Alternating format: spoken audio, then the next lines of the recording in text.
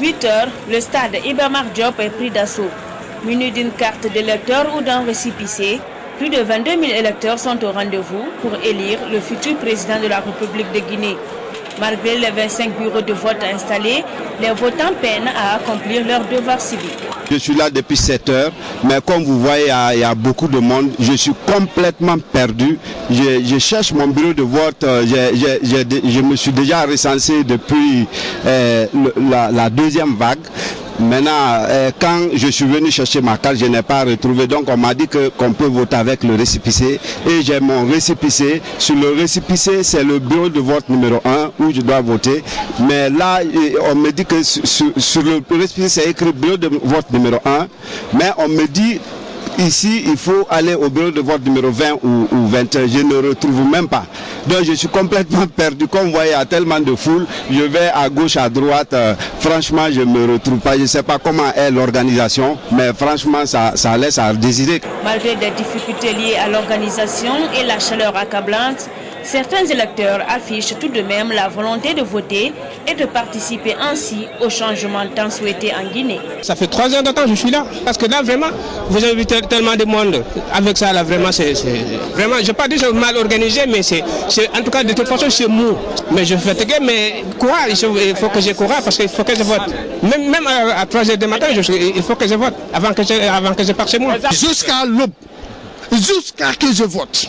Et j'encourage tout le monde, parce que ça, c'est un don de Dieu. Dans les bureaux, les présidents de vote veillent au grain. Pour eux, aucun incident majeur n'a été enregistré. Si les choses marchent comme c'est le cas présentement, on finira bien avant l'heure. Parce que là, on n'a aucune difficulté. Tous les membres du bureau de vote ont déjà voté avant que les électeurs ne votent, comme il est stipulé dans les textes. Tous les membres du bureau de vote sont là, étaient là à l'heure, les représentants des partis politiques sont là, pour vous dire qu'en tout cas au bureau numéro 14, tout se passe bien pour le moment. Un représentant des principaux partis politiques est présent dans chaque bureau. Des observateurs mandatés par la communauté internationale sont ici sur les lieux pour superviser le bon déroulement du scrutin. Ma mission ici consiste à observer les élections dans leur déroulement et voir comment ça se passe s'il n'y a pas d'incident à signaler. Normalement, un bureau est prévu pour 500 ou 700 personnes, mais ici la CENI de Guinée a prévu 1000 personnes par bureau. Alors vous voyez la bousculade.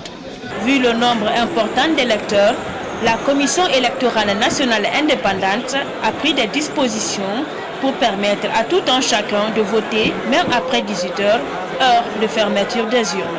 Nous avons démarré à 7h30 au lieu de 7h pile. La loi autorise le chef du bureau à ramasser avant l'heure le bureau de ceux qui sont, les bulletins de ceux qui sont en rang. Et le bureau sera déclaré fermé, mais ceux qui ont leurs documents déjà avec le chef de bureau, ils seront votants. Mais tous ceux qui vont venir après 7 heures, ils ne pourront pas voter. Mais ceux qui sont en rang dans l'ordre de la discipline, le président est autorisé à leur donner la chance de voter.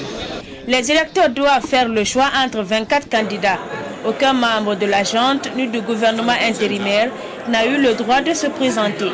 Les premiers résultats de cette élection, censée ouvrir une ère démocratique en Guinée, devraient être connus mardi soir.